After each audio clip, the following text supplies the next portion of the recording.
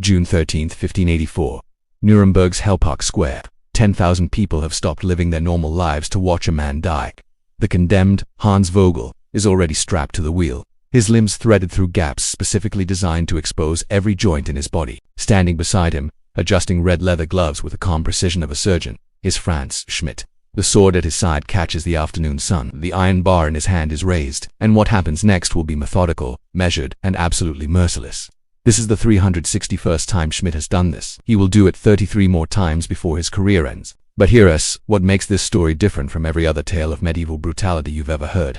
Schmidt kept a diary for 45 years. He documented every execution, every torture, every broken body with the clinical detachment of a clerk recording inventory. And that diary, hidden for centuries, reveals something far more disturbing than the violence itself. It reveals the mind of the man who dealt death for a living, the system that created him, and the impossible transformation that would eventually set him free.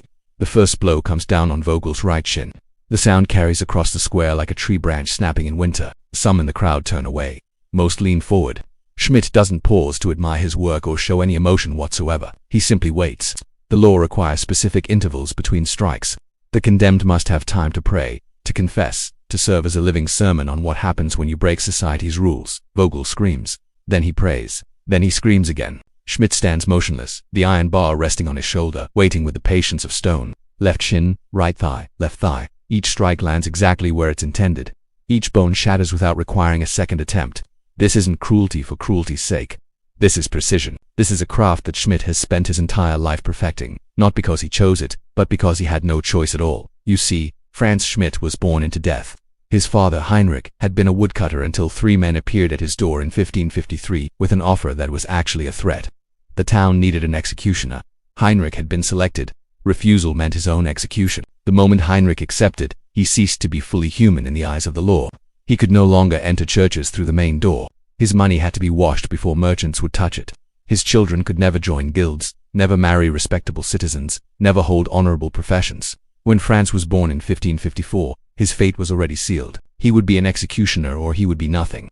Growing up in Nuremberg, young Frantz learned that other children couldn't play with him. Not would and couldn't. Their parents forbade it under threat of beating. He learned to recognize the way people moved on the street to avoid even his shadow. He attended festivals only to be forcibly removed. The ground where he'd stood scrubbed with holy water as if his very presence left contamination.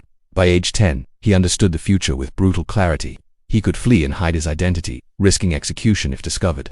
He could turn to crime, which would lead him to the scaffold from the other side. Or he could accept his destiny and become the best at the only profession available to him. Frantz chose mastery, and that choice would make him the most prolific executioner in recorded history.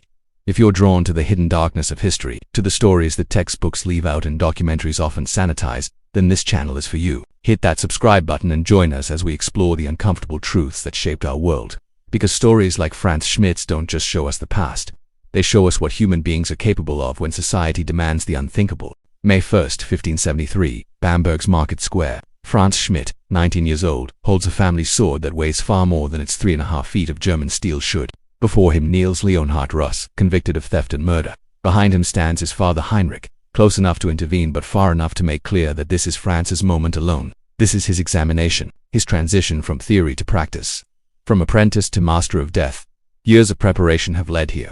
The anatomy lessons conducted in secret, the practice strikes on animal carcasses, the observation of dozens of executions, studying how experienced executioners read body language, timed their strikes between breaths, compensated for the involuntary movements that separate killing animals from killing humans. But now there are no more practice sessions. Now there is only a kneeling man who is granted forgiveness for what is about to happen, and a young executioner who must prove he deserves the terrible inheritance his birth has given him. Frantz positions himself with feet precisely placed. The sword rises, not too high to telegraph the movement, not too low to lack necessary force. In the silence between heartbeats, he strikes. The head separates cleanly, the body collapses, the crowd exhales, and Heinrich Schmidt nods once, a gesture worth more than any praise from nobility. The stroke was perfect. Death was instantaneous. Justice was served without cruelty or incompetence. But this first execution is merely the opening page in a diary that will chronicle 394 deaths over 45 years. Each method requires different mastery. The sword, reserved for nobility, demands reading subtle differences in neck structure, understanding how age affects tissue density, how fear changes muscle tension. The rope seems simple but contains endless variables.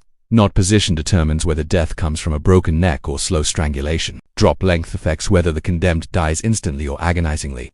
Frantz studies each element with scientific precision, developing ratios of weight to drop that produce the cleanest deaths. And then there's the wheel. The wheel isn't just breaking bones, it's breaking them in a prescribed sequence that maintains consciousness while ensuring inevitable death. Frantz learns which bones to shatter first, how to angle strikes to avoid immediate shock, how to read a person's endurance to extend or abbreviate their suffering as the law requires.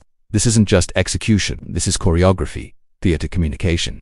Each public death sends messages about crime, authority, and the price of transgression. But what's truly remarkable about Frantz Schmidt isn't the deaths he dealt, it's what he did with them. His diary entries are clinical, almost cold. Beheaded 3 women who murdered their children, he writes on one date. Burned alive, a woman who poisoned her husband, on another. No emotion, no judgment, just dates, names, methods, and occasionally the crimes that warranted such ends. Yet within these cold recordings lies something extraordinary.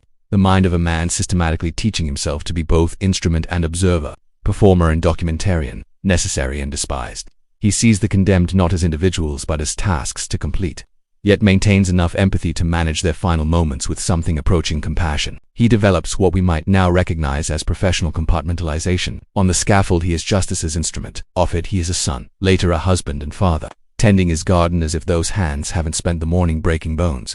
And here's where the story becomes something beyond mere historical horror. After 45 years of dealing death, after becoming the most prolific executioner in recorded European history, Frantz Schmidt achieved something that should have been impossible. He transformed himself from pariah to physician, from the most despised man in Nuremberg to someone officially declared honorable by the Holy Roman Emperor himself. The diary that chronicled so much death became evidence not of monstrosity, but of a mind sharp enough, disciplined enough, and ambitious enough to transcend the very category society had imprisoned him in since birth. Unable to achieve honor through conventional means, he achieved it through excellence in the only field available to him. And in doing so, he proved that even in the darkest corners of human society, even in roles designed to be thankless and degrading, mastery and documentation can transform curse into legacy. The question that haunts us is not just what kind of man can break bodies in the morning and tend roses in the afternoon. It's what kind of society creates such men, depends on them utterly, and then declares them legally subhuman for providing exactly what was demanded.